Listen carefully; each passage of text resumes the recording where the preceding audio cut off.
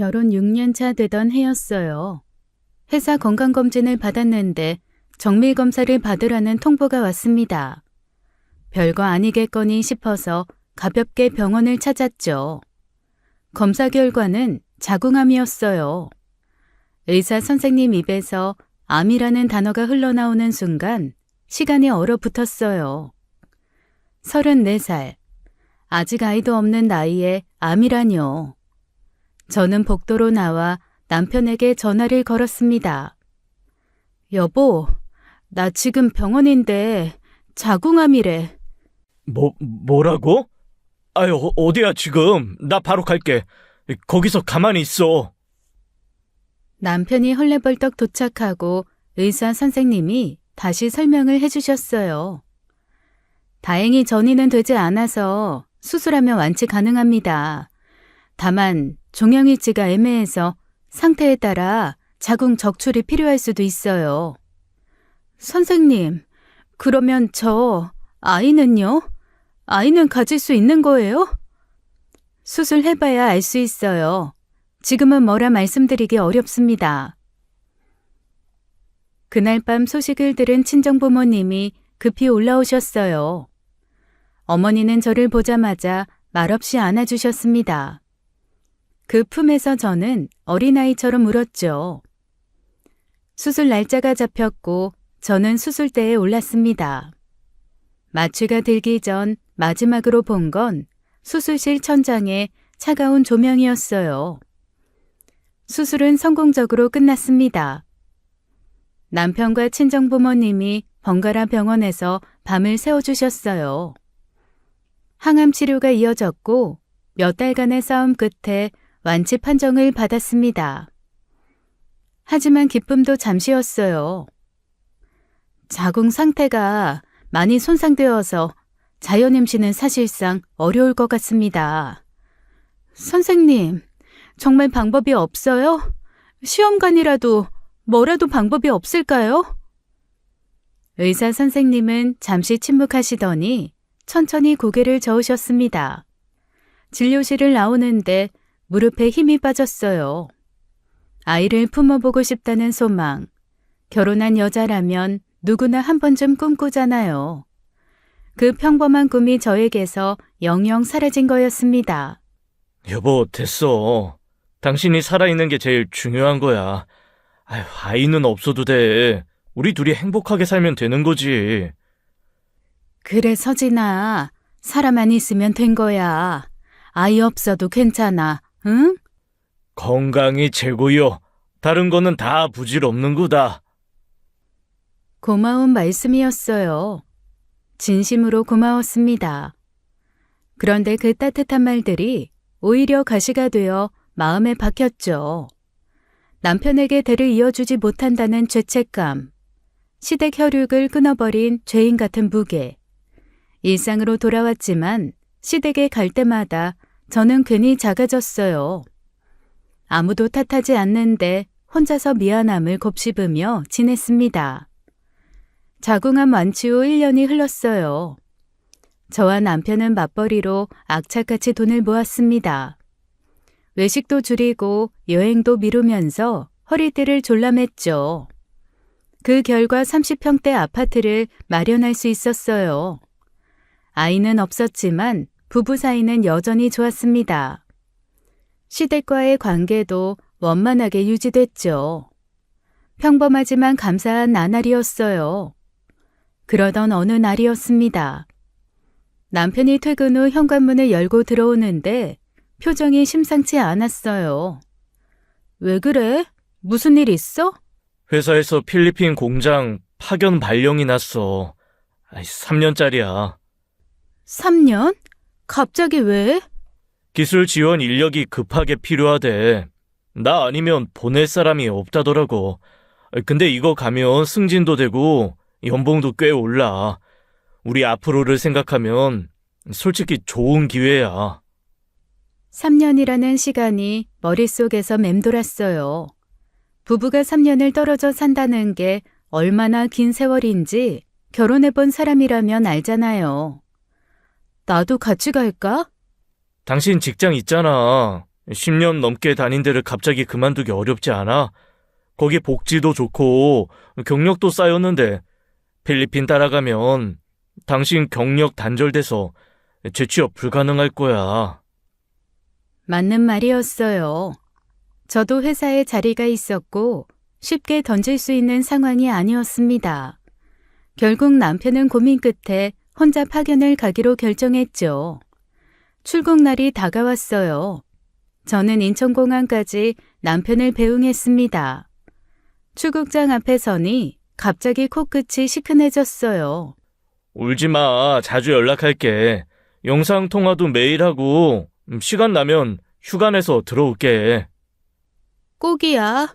하루라도 빠지면 나 진짜 서운해할 거야. 아유, 알았어. 약속. 그리고 당신도 건강 잘 챙기고 혼자라고 밥 대충 먹지 말고. 남편이 저를 꼭 안아주었어요. 그 온기가 오래도록 남아있길 바라면서 저도 두 팔로 남편을 감쌌습니다. 3년만 버티자. 금방이야. 응, 건강하게 다녀와. 남편이 출국장 안으로 걸어갔어요. 뒤돌아 손흔 드는 모습이 점점 작아지더니 결국 보이지 않게 됐습니다. 텅 빈 집에 돌아오니 정막이 저를 맞았어요. 남편 없는 첫날 밤 침대가 유독 넓게 느껴졌습니다. 혼자 누우니 천장만 멍하니 바라보게 되더라고요. 그래도 약속대로 남편은 매일 저녁 영상통화를 해주었어요. 화면 너머로 서로의 하루를 나누며 외로움을 달랬습니다. 3년만 버티면 돼. 저는 스스로에게 그렇게 되뇌며 하루하루를 견뎠어요. 그때는 정말 그렇게만 생각했습니다. 파견 초기 석 달간은 남편이 약속을 지켰어요.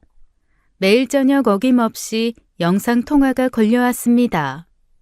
화면 너머로 남편 얼굴을 보며 하루의 피로를 풀었죠. 주말에는 한두 시간씩 수다를 떨기도 했어요. 멀리 떨어져 있어도 마음만은 가깝다고 느꼈습니다. 그런데 석 달이 지나자 연락이 뜸해지기 시작했어요. 요즘 공장 라인 세팅하느라 정신이 없어. 미안해. 오늘은 일찍 자야 할 것 같아. 너무 피곤해서. 알았어. 무리하지 말고 내일 통화하자. 처음엔 그럴 수 있다고 생각했습니다. 파견 나가서 바쁜 게 당연하잖아요. 저도 직장인이니까 그 정도는 이해할 수 있었어요. 그런데 매일 오던 전화가 일주일에 서너 번으로 줄었습니다. 서너 번이 두 번이 되고 나중에는 일주일에 한 번 겨우 통화하게 됐어요.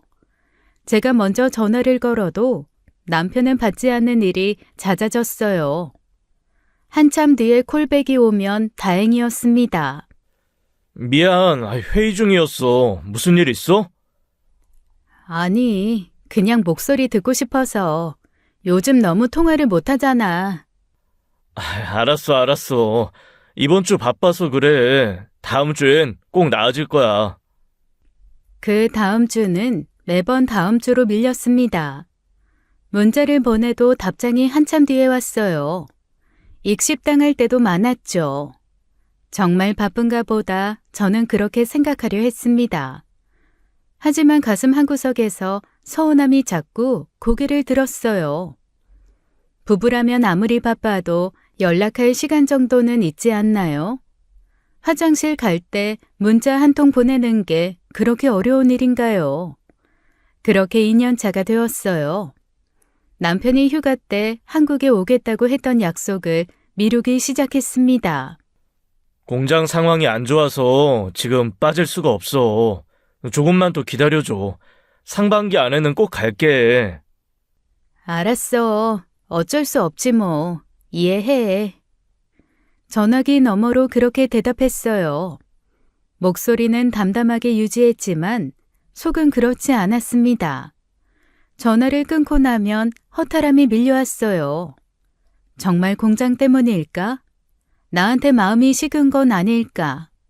혹시 다른 여자가 생긴 건 아닐까? 이불 속에서 혼자 그런 생각들이 꼬리를 물었습니다. 지우려 해도 자꾸만 떠오르는 의심. 불안감이 천천히 가슴속을 잠식해갔어요. 그리고 남편 파견 2년이 넘어가던 시점이었어요. 추석 연휴가 다가왔습니다. 저는 선물을 들고 시댁을 찾아갔죠. 시부모님께 인사를 드리고 거실에 앉았어요. 시어머니와 함께 명절 음식 준비를 도왔습니다. 전을 부치고 나물을 무치면서 이런저런 이야기를 나눴죠. 잠시 후 현관문이 열리더니 이모님이 들어오셨어요. 이모님이 시어머니와 같은 단지 아파트에 사셔서 이렇게 자주 오시곤 하셨거든요. 그런데 들어오자마자 투덜거리기 시작하셨어요. 어머, 며느리 왔네. 남편 필리핀 보내고 그래도 명절이라고 찾아왔네. 아이고 예뻐라. 그런데 언니, 정우는 추석에 나올 것이지 왜 저번 주에 왔대? 그럼 서진이랑 같이 추석 보내고 얼마나 좋아. 무슨 회사가 그런 융통성도 없대? 저는 그 말에 멈칫했어요. 이모님, 저번 주에 왔다뇨? 정우 씨가 한국에 왔었어요? 어머, 몰랐어? 저번 주에 왔다 갔는데. 이모님이 오히려 놀란 표정을 지으셨어요. 그 순간 시어머니 얼굴이 굳어지는 게 보였습니다. 시어머니가 황급히 이모님에게 눈치를 주셨어요. 넌 오자마자 무슨 쓸데없는 얘기야? 그건 나중에 얘기하고 어서 들어와서 앉아. 저는 가만히 있을 수가 없었습니다. 어머니, 정우 씨가 저번 주에 한국에 왔었어요? 저한테는 아무 말도 없었는데요.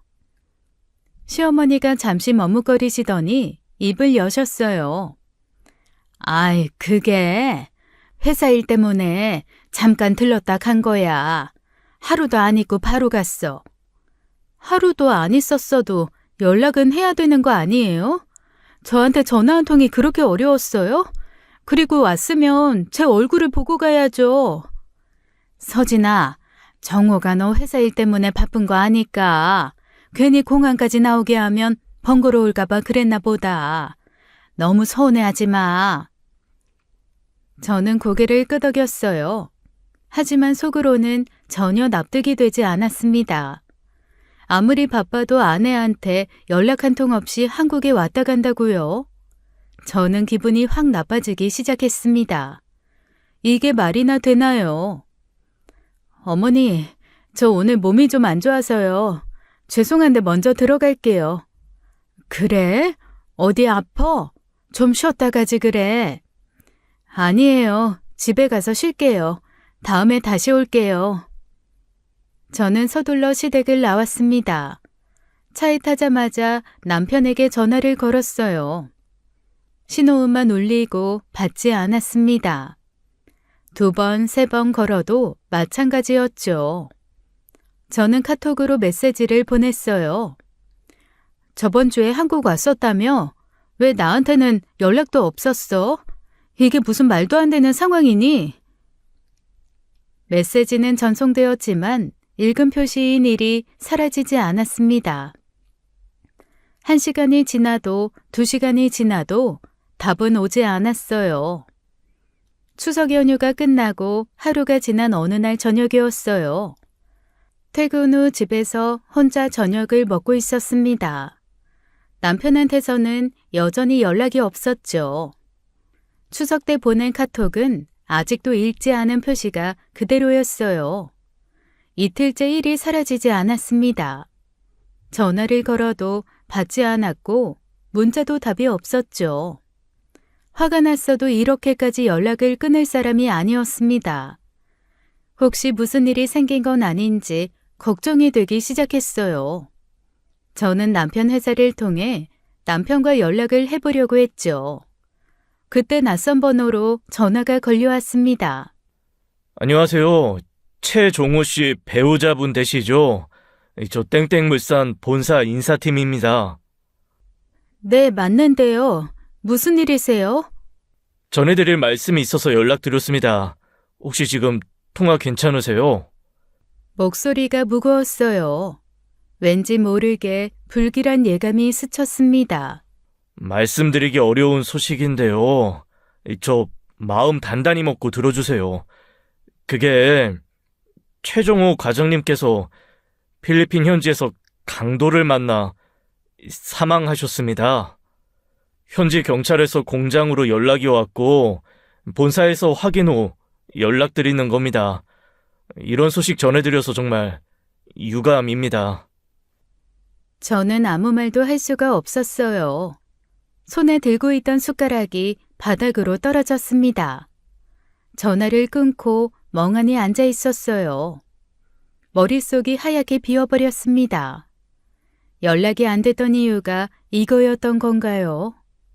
잠시 후 주 필리핀 한국대사관 영사과에서 전화가 왔어요. 최정호 씨 배우자분이시죠? 영사과입니다. 남편분 사망 소식 들으셨을 텐데요. 시신 확인과 운구 절차를 위해 필리핀으로 오셔야 합니다. 네, 알겠습니다. 저는 시부모님께 연락을 드렸어요. 어떻게 말을 꺼내야 할지 모르겠더라고요. 어머니, 저 서진이에요. 지금 정호 씨 회사랑 대사관에서 연락이 왔는데 정호 씨가 정호가 왜? 서진아, 무슨 일이야? 정호가 왜? 필리핀에서 강도 만나서 사망했대요. 뭐? 뭐라고? 지금 이게 무슨 소리냐? 수화기 너머로 시어머니의 비명이 들렸어요. 시아버지 목소리도 들렸습니다. 저는 친정엄마에게도 전화를 드렸죠. 다음날 필리핀행 비행기를 예약했어요. 저와 시부모님, 친정엄마가 같은 비행기로 가기로 했습니다. 저희는 인천공항에서 만났어요. 시어머니 눈이 퉁퉁 부어 있었습니다. 시아버지는 하룻밤 사이에 10년은 늙어 보이셨죠. 친정엄마는 제 손을 꼭 잡아주셨어요. 우리는 말없이 필리핀행 비행기에 올랐습니다. 저는 창밖만 바라보았어요. 구름 사이로 햇살이 쏟아졌지만 제 마음은 어둠 속이었습니다. 아직도 실감이 나지 않았죠. 필리핀 마닐라 공항에 도착했어요. 대사관 직원이 마중을 나와 있었습니다. 먼 길 오시느라 고생 많으셨습니다. 차량 준비해뒀으니 같이 가시죠. 우리는 대사관 직원을 따라 차에 올랐어요. 차 안에서 아무도 말이 없었습니다. 창밖으로 낯선 거리가 스쳐 지나갔죠. 남편의 시신이 안치된 병원 영안실에 도착했어요. 차가운 복도를 걸어 안으로 들어갔습니다. 소독약 냄새가 코를 찔렀어요. 흰 천으로 덮인 시신이 보였습니다. 직원이 천천히 천을 걷어냈어요. 남편의 얼굴이 드러났습니다. 창백하고 차가운 얼굴. 며칠 전까지 살아있던 사람이 맞나 싶었죠. 정호야, 이게 무슨 일이야? 아들아, 엄마야, 엄마 왔어. 시어머니가 남편의 시신 위로 엎어지며 오열하셨어요. 시아버지는 벽에 기대어 고개를 떨구셨습니다. 어깨가 잔뜩 움츠러들어 있었죠. 저는 그 옆에 서서 멍하니 남편의 얼굴을 바라보았어요. 눈물이 나오지 않았습니다. 너무 비현실적이라 슬픔조차 느껴지지 않았죠. 잠시 후 현지 경찰이 찾아왔어요. 대사관 직원이 통역을 통해 사건 경위를 설명했습니다. 피해자는 야간에 귀가하던 중 골목에서 강도를 만났습니다. 흉기에 찔려 현장에서 사망했고요. 현재 용의자를 추적 중이며 수사가 진행되고 있습니다. 범인은 아직 못 잡은 거예요? 네, 아직입니다. 최선을 다해 수사하고 있습니다. 대사관 직원이 시신 운구 절차와 필요한 서류에 대해 안내해 주었어요. 현지에서 방부 처리와 서류 준비에 이틀이 걸렸습니다. 그 이틀이 얼마나 길게 느껴졌는지 몰라요. 낯선 나라에서 남편의 시신 옆을 지키는 시간은 끝이 없는 것 같았죠. 서류가 완료된 후 남편의 시신을 모시고 한국으로 돌아왔어요. 인천공항에서 바로 장례식장으로 이동했습니다. 빈소를 차리고 장례를 시작했죠. 영정사진 속 남편이 웃고 있었어요. 결혼식 때 찍은 사진이었습니다. 그때는 우리 앞에 긴 시간이 펼쳐져 있을 줄 알았어요. 함께 늙어가는 게 당연한 줄 알았죠. 남편 회사 동료들이 조문을 왔습니다. 친척들, 친구들도 찾아왔죠. 저는 상주석에 앉아 조문객들에게 인사를 받았어요. 고맙습니다라는 말을 수백 번은 한 것 같습니다. 그리고 장례 2일차 오후였어요. 조문객들이 계속해서 드나들고 있었습니다. 저는 상주석에 앉아 인사를 받고 있었죠. 그때 처음 보는 젊은 여자가 빈소로 들어왔어요. 동남아 혼혈로 보이는 외모였습니다. 26쯤 돼 보였죠. 검은 원피스를 입고 있었어요. 얼굴이 꽤 예뻤습니다. 그 여자는 영정사진 앞에 섰어요. 그리고는 한참을 울었습니다. 어깨를 들썩이며 흐느끼는 모습이 예사롭지 않았죠. 마치 가까운 사람을 잃은 것처럼 보였어요. 저는 이상한 느낌이 들었어요. 저 여자는 대체 누구지 싶었습니다. 남편의 지인 중에 저런 사람이 있었다는 건 몰랐거든요. 필리핀에서 일을 했으니 혹시 그곳 회사 사람인가 했어요. 여자가 울음을 그치고 밖으로 나갔습니다. 저는 자리에서 일어나 뒤따라갔죠. 저기요, 실례지만 누구세요? 여자가 돌아보았어요. 저를 물끄러미 보기만 했죠. 저는 한국말을 못하는구나 싶어 영어로 간단히 다시 물었습니다. 그제야 그 여자도 영어로 대답했어요. 회사 관계자라고만 말하더군요. 회사요? 어느 부서세요?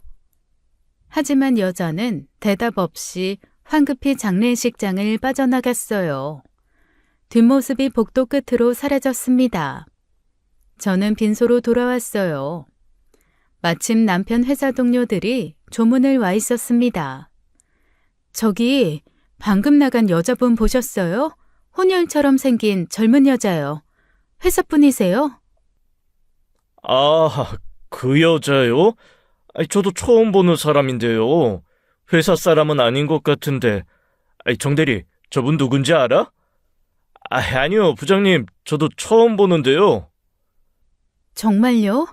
회사 관계자라고 하던데. 글쎄요, 저는 모르는 얼굴이에요.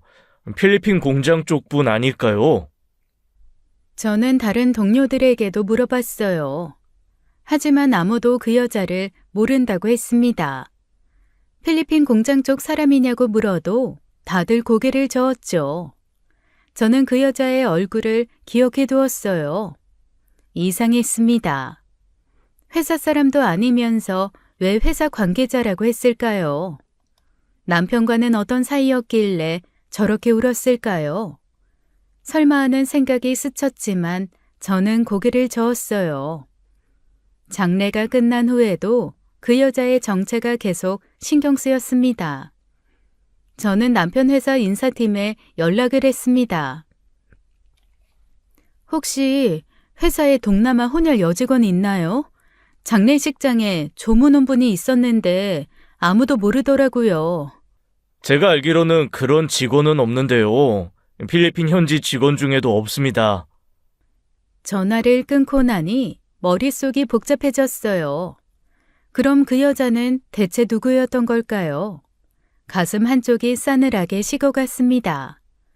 그리고 얼마 후 저는 상상도 못한 그 여자 정체를 알게 됐죠. 장례를 마친 후 일주일쯤 지났을 때였어요. 남편 회사에서 연락이 왔습니다. 남편분이 필리핀에서 머물던 숙소에 유품이 있어서요. 사모님께서 오셔서 확인 후 정리해 주셔야 할 것 같습니다. 저는 혼자 필리핀으로 다시 출국했어요. 회사 현지 직원이 공항에서 저를 맞았습니다.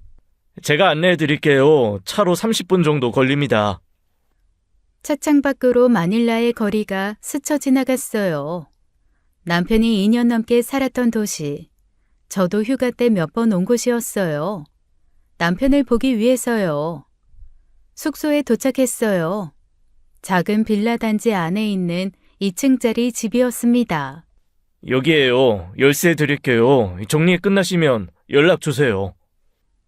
저는 열쇠를 받아들고 문 앞에 섰어요. 심호흡을 한번 하고 문을 열었습니다. 그 순간 발이 굳어버렸어요. 남자 혼자 사는 집이 아니었습니다. 거실 소파 위에 여자 카디건이 걸쳐져 있었어요. 테이블 위에는 화장품들이 어지럽게 늘어져 있었죠. 립스틱, 스킨, 로션. 신발장에는 하이힐과 여자 샌들이 나란히 놓여 있었습니다. 이전에 제가 남편을 보기 위해 왔을 때와는 완전히 달랐어요. 그때는 분명 저런 여자 물건이 없었습니다. 저는 천천히 안으로 들어갔어요. 부엌에는 두 사람이 함께 살던 흔적이 역력했습니다. 컵이 2개, 접시가 2개. 싱크대에는 설거지가 덜 된 그릇들이 쌓여 있었죠. 냉장고를 열어보니 아기 이유식이 들어있었어요. 아기 이유식이요. 심장이 벌렁거렸습니다. 저는 작은 방 문을 열었어요. 아기 침대가 놓여 있었습니다. 벽에는 알록달록한 모빌이 달려 있었죠. 서랍장 위에는 아기 옷과 장난감이 가지런히 놓여 있었어요. 분유통과 젖병도 보였습니다. 저는 서랍을 하나씩 열어보았어요. 사진 한 장이 눈에 들어왔습니다. 여자와 아기가 함께 찍은 사진이었죠. 사진 속 여자. 장례식장에서 영정사진 앞에서 울던 그 혼혈 여자였어요. 아기를 안고 환하게 웃고 있었죠. 행복해 보였어요. 저는 사진을 뒤집어 보았습니다.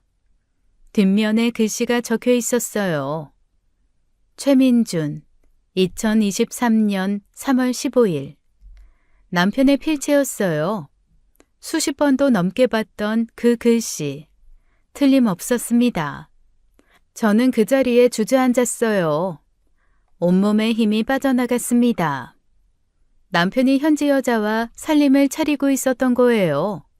아이까지 낳았던 겁니다. 연락이 뜸해진 이유, 휴가 때 한국에 오지 않은 이유, 몰래 한국에 왔다 간 이유, 모든 퍼즐 조각이 맞춰졌어요. 그리고 그 그림은 제가 상상했던 것보다 훨씬 잔인했습니다. 제가 1년에 2번 이곳에 올 때 남편은 이 모든 것을 감쪽같이 정리하고 저를 맞이했던 겁니다. 저를 위로해주던 남편의 목소리가 떠올랐어요. 아이 없어도 괜찮다던 그 말. 우리 둘이 행복하면 된다던 그 약속. 전부 거짓이었던 거예요. 필리핀에서 돌아온 다음 날이었어요. 저는 바로 시댁으로 향했습니다. 남편의 배신을 시부모님께 알려야 했어요. 엘리베이터에서 내려 시댁 현관 앞에 섰습니다. 초인종을 누르려는 순간이었어요. 문이 갑자기 열렸습니다. 쓰레기 봉투를 들고 나오던 시어머니와 딱 마주쳤어요. 시어머니 얼굴이 순간 굳어졌습니다. 서진아, 너 왜 여기 연락도 없이? 어머니, 드릴 말씀이 있어서 왔어요. 아, 그래? 그게 오늘은 좀 그렇고 다음에 오면 안 되겠니? 시어머니가 문을 막아서며 당황하셨어요. 뭔가 감추는 눈치였습니다. 급한 얘기예요. 들어가서 말씀드릴게요. 저는 시어머니를 잡고 집 안으로 들어갔어요. 그런데 그때 거실에서 아기 울음소리가 들렸습니다. 거실 풍경이 눈에 들어왔어요. 장례식장에서 봤던 그 혼혈 여자가 소파에 앉아 있었습니다. 아기를 안고 있었어요. 저와 눈이 마주치자 상간녀가 당황한 표정을 지었습니다. 거실 공기가 얼어붙었죠. 어머니, 이게 뭐예요? 저 여자가 왜 여기 있어요? 시어머니가 입을 열지 못했어요. 상간녀도 고개를 숙인 채 눈치만 보았습니다. 대답 좀 해주세요. 이게 무슨 상황이냐고요? 시어머니가 한참을 머뭇거리다 입을 여셨어요. 서진아, 이 여자가 정우 아이를 낳은 사람이야. 뭐라고요? 그러니까 정우 씨 상간녀를 지금 집에 들이신 거예요? 저 여자 정우 씨가 필리핀에서 만든 첩이라고요. 상간녀라고요. 저는 소리를 질렀어요. 온몸이 부들부들 떨렸습니다. 그때 상간녀가 고개를 들었어요. 어눌한 한국말로 입을 열었습니다. 나도 한국말 할 줄 알아요. 상간녀라고 하지 마세요. 나는 상간녀가 아닙니다. 뭐? 네가 상간녀가 아니면 뭔데? 남의 남편이랑 애까지 만들어 놓고 뭐가 상간녀가 아니야? 정호 씨가 나한테 먼저 다가왔어요. 우리 2년 넘게 정식으로 사귀었어요. 정호 씨가 결혼하자고 했고 아기도 정호 씨가 원해서 낳은 거예요. 함부로 말하지 마세요. 저는 기가 막혀서 말이 안 나왔어요. 상간녀가 오히려 당당하게 나오다니요. 뻔뻔함에 혀가 굳어버렸습니다. 어머니, 이거 처음부터 알고 계셨어요? 정우가 필리핀에서 여자 만들고 애 낳은 거요. 시어머니가 고개를 떨구셨어요. 정우한테 연락 받았다. 살아있을 때. 그럼 저한테 왜 아무 말도 안 하셨어요? 남편 장례식 때도 모른 척 하셨잖아요. 내가 어떻게 그런 말을 해. 아들이 그런 짓 했다고 너한테. 그것도 내 아들 죽은 장례식장에서. 그래서 저만 바보로 만든 거예요? 제가 마냥 몰랐으면 끝까지 저한테 비밀로 하시려고 했어요? 시어머니가 대답하지 못했어요. 그 침묵이 답이었습니다. 이 여잔 왜 여기 있는 거예요? 장례 끝나고 찾아왔다. 아기 데리고 한국에 갈 데가 없다고. 저는 더 이상 듣고 싶지 않았어요. 남편도 시어머니도 저를 속였습니다. 온 세상이 저를 바보로 만든 기분이었어요. 그때 안방에서 시아버지가 나오셨어요. 소란의 잠에서 깨신 모양이었습니다. 그때 시아버지는 저를 한번 쳐다보더니 상간녀 옆에 섰습니다. 시어머니는 시아버지에게 달려가 귓속말로 무어라 말을 하기 시작했고요. 서진아, 그만해라. 네 마음 내가 안다. 하지만 정호가 죽었으니 우리도 손자라도 있어야 할 거 아니냐? 아버님, 제 마음을 안다고요? 저 여자 남편 몰래 만난 상간녀라고요. 정우 씨가 저 몰래 필리핀에서 두 집 살림을 했다고요. 그래, 안다. 그래도 저 애는 정호 피가 섞인 애야. 우리 최씨 집안 핏줄이라고. 아들이 죽어서 대가 끊길 판에 손주가 있는데 그럼 우리가 그걸 외면하란 말이냐? 시아버지마저 상간녀 편을 드는 거였습니다. 그때 시어머니가 입을 여셨어요. 서진아, 이 판국에 나도 솔직히 말하마. 이건 다 네가 애를 못 낳으니까 이렇게 된 거야. 뭐라고요? 어머니, 지금 저한테 그런 말씀을 하시는 거예요? 정우가 얼마나 애를 갖고 싶어 했는지 너도 알잖아. 맨날 친구들 아이 보면서 부러워했어. 아들이 오죽했으면 저랬겠어. 이해하란 말이 아니라 정우 심정도 좀 헤아려 보라고. 그리고 네 책임도 있다는 말이다. 저는 믿을 수가 없었어요. 사람 입에서 그런 말이 나오다니요. 어머니, 저 자궁암 때문에 어쩔 수 없었던 거잖아요. 제가 애 낳기 싫어서 안 낳은 거예요? 죽을 고비 넘기고 살아난 건데 그게 저한테 죄가 되는 거예요? 그래도 아무리 그렇다고 해도 두 집 살림은 아니죠.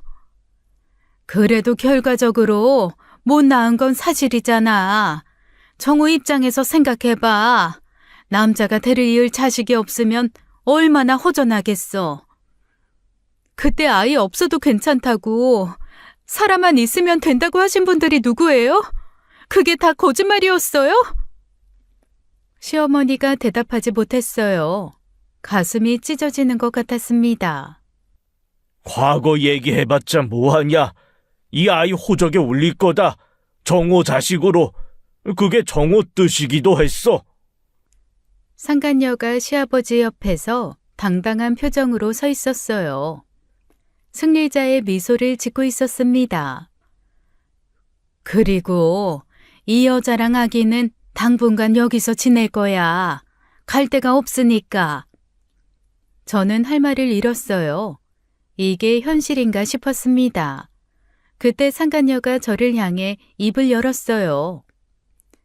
이제 다시는 이 집에 오지 마세요. 여기는 내 아들 민준이네 할머니 할아버지 집이에요. 당신 올 자리 아니에요. 나 당신 있으면 불편해요. 저는 순간 이성을 잃었습니다. 손이 먼저 움직였어요. 퍽! 상간녀의 뺨을 후려쳤습니다. 아! 서진아, 뭐 하는 거야? 시부모가 달려들어 저를 말렸어요. 시아버지가 제 팔을 붙잡고 현관으로 끌고 갔습니다. 됐다. 그만해라. 이제 가봐. 아버님, 저한테 이러시면 안 되죠. 아무리 손주가 중요해도 며느리한테 이러시면 안 되는 거잖아요. 정우랑 7년을 살았어요, 저. 서진아, 됐으니까 이제 가. 앞으로는 오지 마라. 어머니, 진심이에요? 저보고 상간녀한테 자리 내주고 꺼지라는 거예요? 이건 아니잖아요. 어머님, 아버님, 천벌받아요. 이러시면. 시부모는 대답 없이 저를 문 밖으로 밀어냈어요. 절컥, 문이 닫혔습니다. 저는 닫힌 문을 향해 소리쳤어요. 뿌린 대로 거둬요. 두고 보세요. 반드시 뿌린 대로 거둔다고요. 시댁에서 쫓겨나듯 나온 후 집으로 돌아왔어요. 현관문을 닫자마자 눈물이 쏟아졌습니다. 분하고 억울해서 미칠 것 같았죠. 저는 친정엄마에게 전화를 걸었어요. 시댁에서 있었던 일을 전부 말씀드렸습니다. 뭐? 네 시어머니가 그런 말을 했다고? 네가 애를 못 낳아서 그렇게 됐다고? 응, 엄마. 시아버지도 상간녀 편들어. 그 여자랑 아기를 시댁에서 살게 한대. 나보고는 오지 말래. 세상에, 어떻게 그럴 수가 있어? 네가 암 때문에 얼마나 고생했는데. 그때는 사람만 있으면 된다고 해놓고 이제 와서 그게 무슨 소리야? 이런 똥물에 튀겨먹을 인간들을 봤나? 엄마, 나 어떻게 해야 돼? 당장 변호사 찾아가. 법적으로 어떻게 되는 건지 알아봐야지. 그냥 당하고만 있으면 안 돼. 다음 날 저는 변호사 사무실을 찾아갔어요. 상담실에 앉아 그동안 있었던 일을 설명했습니다. 상간녀에 대한 손해배상 청구는 가능합니다. 다만 남편분이 돌아가셨기 때문에 소송 실익이 크지 않을 수 있어요. 재산은요? 남편 명의로 된 아파트랑 보험금이 있는데요. 배우자분이 1순위 상속인이시고요. 그런데 문제는 그 아이입니다. 그 아이요? 네, 친자 관계가 확인되면 그 아이도 상속권이 있어요. 법적으로 혼외자도 친자식과 동일한 상속 지분을 가집니다. 뭐라고요? 상간녀 아이가 남편 유산을 받을 수 있다고요? 네, 법이 그렇습니다. 저는 기가 막혔어요. 남편한테 배신당하고 시댁한테 쫓겨나고 이제는 재산까지 나눠줘야 한다니요. 상담을 마치고 집에 돌아왔어요. 허탈함에 기운이 빠져 그대로 침대에 쓰러져 잠이 들고 말았습니다. 꿈에서 남편이 나왔어요. 처음 남편을 만났을 때 모습이었습니다. 우리가 자주 가던 식당에서 남편은 밥을 앞에 두고 먹지도 않고 앉아만 있었어요. 꿈에서 저는 남편에게 왜 안 먹냐고 물었던 것 같았어요. 그때 남편이 눈물을 흘리며 제게 억울하다고만 하더라고요. 그리고 잠에서 깨어났습니다. 어느덧 해가 떠 있었죠. 저는 그 꿈이 무슨 꿈인지 이해가 되지 않았습니다. 그저 매우 기분이 나쁠 뿐이었어요. 그리고 며칠 뒤 낯선 번호로 전화가 걸려왔습니다. 받았더니 그 상간녀였어요. 나중에 알고 보니 그 상간녀는 필리핀과 한국인 혼혈이었습니다. 그래서 한국어도 꽤나 잘했죠. 나예요, 제시카. 할 말 있어서 전화했어요. 저는 순간 피가 거꾸로 솟았어요. 너 지금 무슨 배짱으로 나한테 전화하는 거야? 민준이는 정호 씨 아들이에요. 혼외자도 상속권 있어요. 유산 40% 받을 권리 있다고요. 뭐? 지금 나한테 전화해서 유산 타령이야? 이 미친 게. 욕하지 마요. 내 아들 정호 씨 돈 받을 자격 있어요. 법적으로 보장된 권리예요. 나 한국 변호사한테 다 확인했어요. 아파트 지분도 받을 수 있고 정호 씨 보험금도 받을 수 있어요. 아파트? 보험금? 지금 네 입에서 그런 말이 나오니? 벌써 돈 계산이야? 나도 민준이 키워야 해요. 돈 필요해요. 정우 씨가 살아있었으면 다 해줬을 거예요. 근데 지금 정우 씨 죽었잖아. 그러니까 나 정우 씨 돈 필요해요. 저는 이가 갈렸어요. 사실 그 말이 틀린 건 아니었습니다. 저도 변호사를 통해 확인한 내용이었잖아요. 그저 그 돈을 주기가 싫었던 것뿐이죠. 무엇보다 저 여자 아들이 남편 친자라는 게 확실해야 합니다. 그 애가 정우 아이라는 증거가 뭔데? 네 말만 믿으라고? 어디서 다른 남자 애 데려와서 정우 아이라고 우기는 거 아니야? 뭐라고요? 나 그런 여자 아니에요. 못 믿겠으면 친자 검사해요. 나는 당당해요. 민준이는 정우 씨 아들이에요. 100% 확실해요. 좋아. 그럼 바로 하자. 검사 결과 나올 때까지 유산 얘기는 입 밖에도 꺼내지 마. 저는 전화를 끊어버렸어요. 바로 변호사에게 연락을 했습니다. 변호사님, 친자 검사하려면 어떻게 해야 돼요? 법원에서 친생자 관계 존부 확인 소송을 제기하시면 됩니다. 그 과정에서 DNA 검사를 진행하게 돼요. 바로 신청해 주세요. 제 변호사는 다음날 법원에 친자 검사를 신청했어요. 검사 결과가 나오기까지 2주가 걸렸습니다. 그 2주가 얼마나 길게 느껴졌는지 몰라요. 혹시 남편 아이가 아니면 어떨까 하는 기대가 있었거든요. 그러면 저 여자의 모든 주장이 물거품이 되는 거잖아요. 2주 뒤 법원에서 연락이 왔어요. 저는 떨리는 마음으로 결과지를 펼쳤습니다. 친생자 관계 확인 결과. 최정호와 최민주는 생물학적 부자 관계임 99.99%의 일치. 그 아이는 빌어먹을 남편의 아이가 맞았습니다. 저는 한참 동안 그 종이를 바라보았어요. 마지막 희망마저 무너지는 기분이었죠. 남편은 정말로 그 여자와의 사이에서 아이를 만들었던 거예요. 암으로 자궁을 잃고 아이를 갖지 못한 저를 한국에 두고 남편은 다른 여자 뱃속에 자기 씨앗을 심었던 겁니다. 법원을 나서는 발걸음이 천근만근이었어요. 하늘이 무심하게 맑았습니다. 친자검사 결과가 나오고 며칠 뒤였어요. 유산 분할 협의를 위해 변호사 사무실에서 만나기로 했습니다. 저는 약속 시간보다 일찍 도착했어요. 상담실 앞 복도 의자에 앉아 기다렸죠. 잠시 후 엘리베이터 문이 열렸어요. 상간녀와 시부모님이 함께 나타났습니다. 셋이 나란히 걸어오는 모습이 한 가족처럼 보였어요. 저만 이방인이 된 기분이었죠. 상담실에 들어가 마주 앉았습니다. 변호사가 협의를 진행했어요. 민준이는 정호 씨 아들이에요.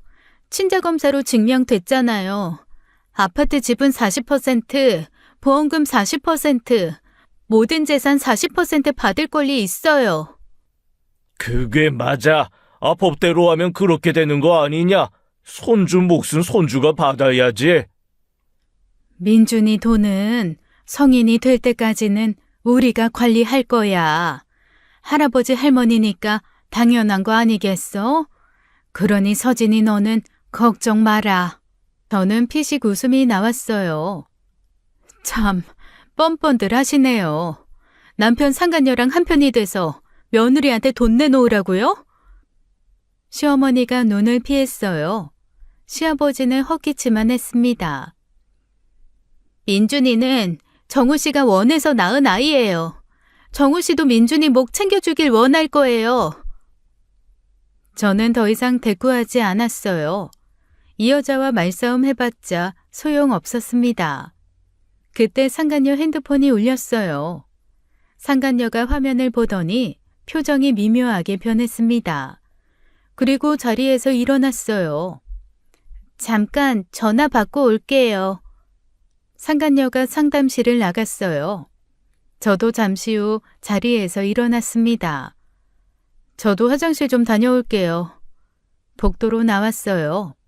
그런데 상간녀가 복도 끝 창가에서 통화를 하고 있었습니다. 등을 돌리고 서서 작은 목소리로 뭔가를 말하고 있었죠. 필리핀 언어인 따갈로그어였어요. 저는 순간 걸음을 멈췄습니다. 저는 슬쩍 핸드폰을 꺼냈어요. 녹음 버튼을 눌렀습니다. 그리고 천천히 계단 쪽으로 이동했죠. 벽 뒤에 몸을 숨기고 상간녀의 통화를 들었어요. 1분, 2분. 통화가 계속되었습니다. 저는 숨을 죽이고 귀를 기울였어요. 잠시 후 상간녀가 전화를 끊었습니다. 깊은 한숨을 내쉬더니 상담실 쪽으로 걸어왔죠. 저는 급히 계단에서 나왔어요. 마치 방금 나온 것처럼 두리번거렸죠. 상간녀가 저를 발견하고 멈칫했어요. 화장실이 어디예요? 찾고 있었는데. 저쪽이에요. 상간녀가 짧게 대답하고 지나갔어요. 저를 스쳐가는 순간 상간녀의 눈동자가 흔들리는 게 보였습니다. 저는 화장실로 들어갔어요. 세면대 앞에 서서 거울을 바라보았습니다. 심장이 미친 듯이 뛰고 있었죠. 남편 죽음의 진실. 저는 방금 그걸 알게 됐습니다. 저는 마음을 가다듬고 상담실로 돌아갔어요. 아무렇지 않은 표정을 유지해야 했습니다. 상간녀가 먼저 자리에 앉아 있었어요. 저를 힐끗 쳐다보더니 시선을 피했습니다. 다 왔으면 이제 협의서에 도장 찍자. 시간 없다. 변호사가 서류를 내밀었어요. 유산분할 협의서였습니다. 여기 사인하면 돼요. 빨리 해요. 잠깐요. 꼼꼼하게 확인 좀 할게요. 저는 협의서를 천천히 읽기 시작했어요. 한 줄 한 줄 눈으로 따라가며 시간을 끌었습니다. 왜 이렇게 오래 걸려요? 그냥 사인하면 되잖아요. 중요한 서류인데 꼼꼼하게 보는 게 당연한 거 아니에요? 재산 문제인데. 상간녀가 짜증을 냈어요. 다리를 떨며 안절부절 못했습니다. 아까 화장실도 오래 가더니 왜 이렇게 늑장이에요? 빨리 해요, 빨리. 내 재산 내가 확인하는데 왜 네가 난리야? 급할 거 없잖아. 서진아, 그래도 좀 빨리 하자. 우리도 갈 데가 있어. 어머니, 이 서류에 제 인생이 걸린 건데요. 좀 기다리세요. 저는 일부러 더 천천히 서류를 넘겼어요. 시계를 슬쩍 확인했습니다. 조금만 더 버티면 됐어요. 그때 상담실 문이 벌컥 열렸습니다. 경찰 2명이 들어왔어요. 제시카 리 씨 맞습니까? 상간녀가 놀란 표정으로 일어섰어요. 네, 그런데요? 무슨 일이에요? 최종호 씨 살인 공모 혐의로 체포합니다. 함께 가시죠. 뭐라고요? 살인? 무슨 소리예요? 나 아무것도 안 했어요. 상간녀가 소리를 질렀어요. 의자를 넘어뜨리며 뒤로 물러났습니다. 자세한 이야기는 서에 가서 하시죠. 싫어요. 나 안 가요. 이게 뭐야? 왜 이래요? 상간녀가 발버둥을 쳤어요. 경찰이 상간녀의 팔을 잡고 수갑을 채웠습니다. 잠깐만요. 이게 무슨 일이에요? 왜 이 아이를 잡아가요? 경찰 양반, 아니 무슨 오해가 있는 것 같은데 이 애가 무슨 살인 혐의요? 자세한 내용은 수사 과정에서 밝혀질 겁니다. 피해자 유족분도 함께 가주시겠습니까? 경찰이 저를 보며 말했어요. 저는 고개를 끄덕였습니다. 네, 따라가겠습니다. 저는 자리에서 일어났어요. 상간녀가 끌려가는 뒤를 따라 저도 상담실을 나왔습니다. 시부모님이 허둥지둥 따라오셨어요. 시어머니가 제 팔을 붙잡았습니다. 서진아, 이게 대체 무슨 일이야? 너 뭔가 알고 있는 거야? 저는 시어머니를 바라보았어요. 그리고 싸늘하게 말했습니다. 뿌린 대로 거두는 중이에요. 시어머니 얼굴이 하얗게 질렸어요. 시아버지도 말을 잃었습니다. 저는 더 이상 돌아보지 않고 경찰을 따라 엘리베이터에 올랐어요. 경찰서에 도착했습니다. 저와 상간녀, 시부모가 조사실에 앉았죠. 시부모는 상황 파악을 못하고 어리둥절해 있었어요. 경찰이 녹음 파일을 재생했습니다. 따갈로그어로 된 통화 내용이 흘러나왔습니다. 제가 조금 전 녹음한 상간녀 통화 내용이었어요. 이게 뭔지 설명해 주시죠. 상간녀가 콧방귀를 뀌었어요. 그냥 필리핀 친구랑 통화한 거예요. 무슨 내용인지 알지도 못하면서 왜 그래요? 필리핀어 아는 사람 여기 있어요? 없잖아요. 상간녀가 비웃듯이 말했어요. 한국 경찰이 따갈로그어를 알아들을 리 없다고 확신하는 표정이었습니다. 여유롭게 다리까지 꼬았죠. 저는 자리에서 일어났어요. 천천히 상간녀 앞으로 걸어갔습니다. 퍽! 상간녀의 뺨을 후려쳤어요. 아! 뭐야, 이 미친년이! 시어머니가 급히 달려왔어요. 서진아, 뭐 하는 거야? 진정해! 여기가 어딘데 이래?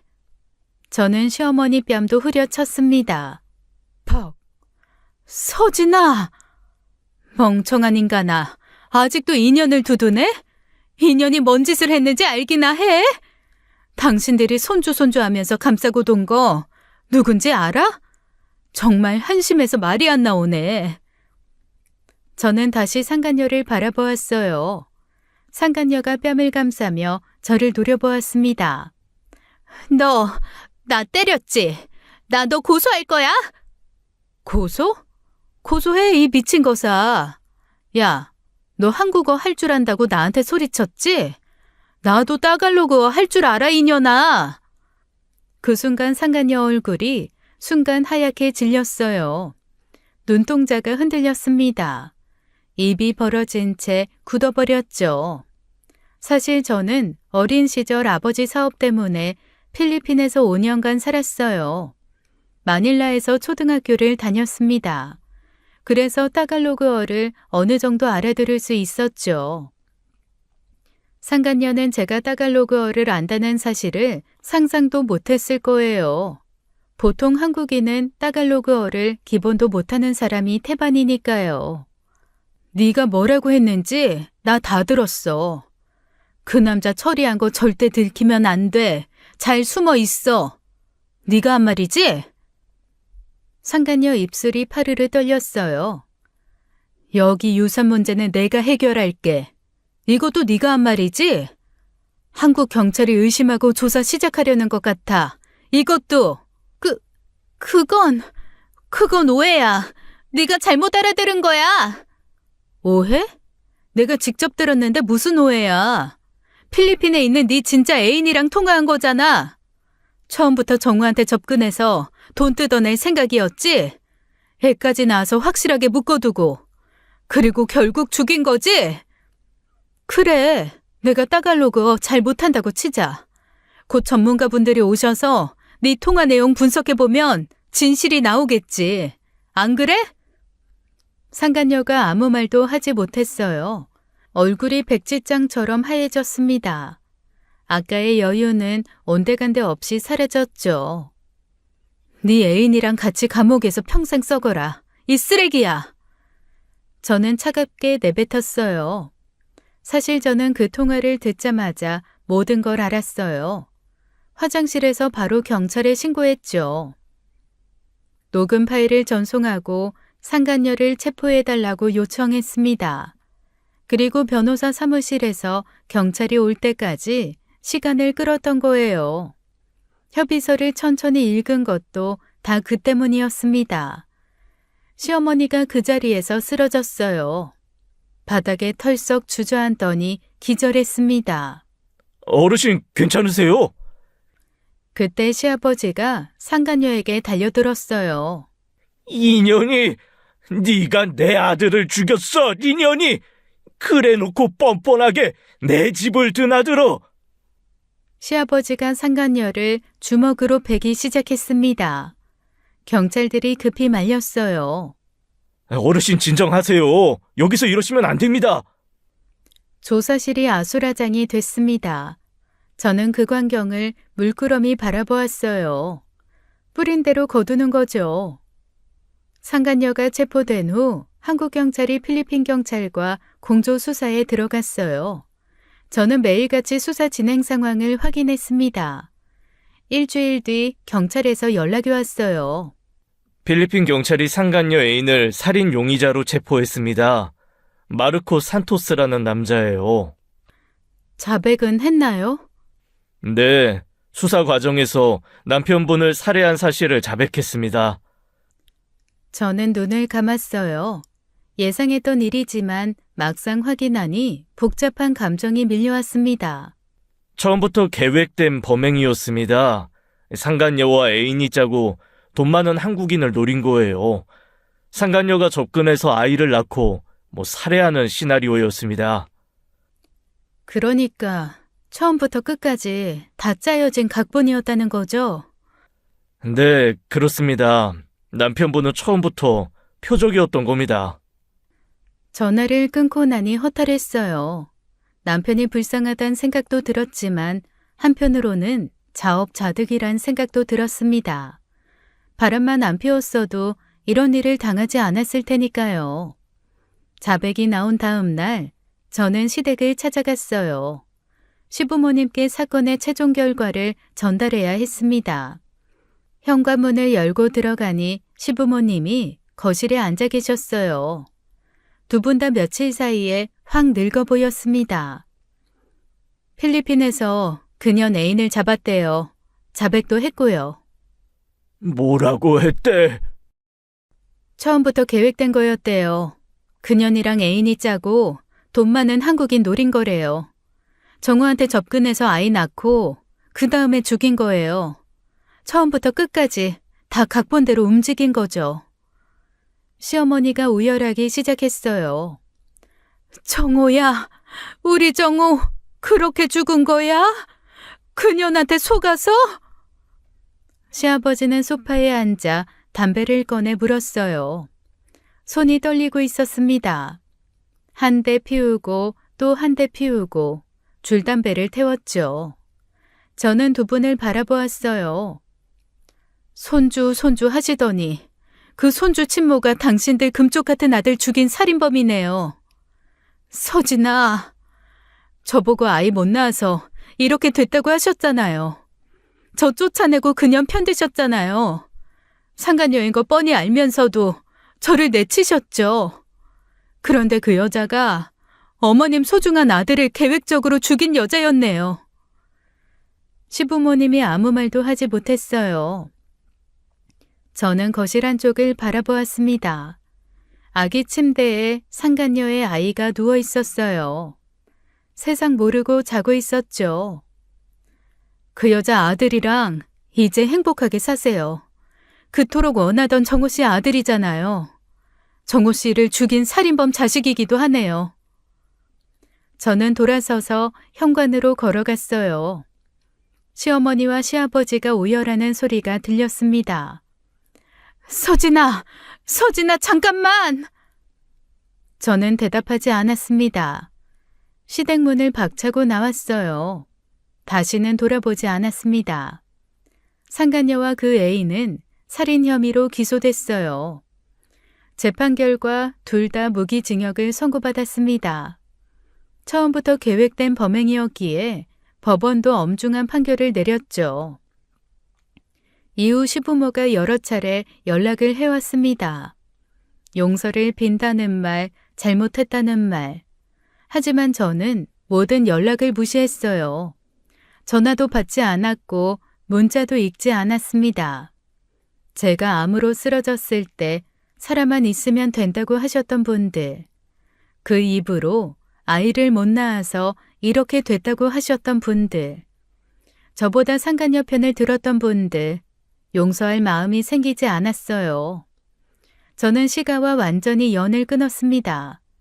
남편 기일도 신경 쓰지 않기로 했어요. 배신한 남편과 저를 버린 시가, 더 이상 제 인생에 필요 없는 사람들이었죠. 지금 저는 친정 부모님 근처로 이사를 왔어요. 작은 아파트를 구해서 혼자 살고 있습니다. 주말이면 부모님 댁에 들러 밥을 먹고 평일에는 회사에 다니며 평온한 일상을 보내고 있죠. 뿌린 대로 거둔다는 말이 있잖아요. 남편은 바람을 피우다 목숨을 잃었습니다. 상간녀와 그 애인은 감옥에서 평생을 썩게 됐죠. 시부모님은 아들도 잃고 며느리도 잃었어요. 악한 자들은 결국 자기 죗값을 치렀습니다. 저는 다시는 누구에게도 휘둘리지 않겠다고 다짐했어요. 제 인생은 제가 지키기로 했습니다. 앞으로는 저만을 위해 살 거예요. 오늘도 저는 씩씩하게 하루를 시작합니다. 지금까지 사연 읽어주는 남녀였습니다. 끝까지 시청해주신 여러분 감사드리며 저희는 다음 사연으로 돌아올게요. 감사합니다.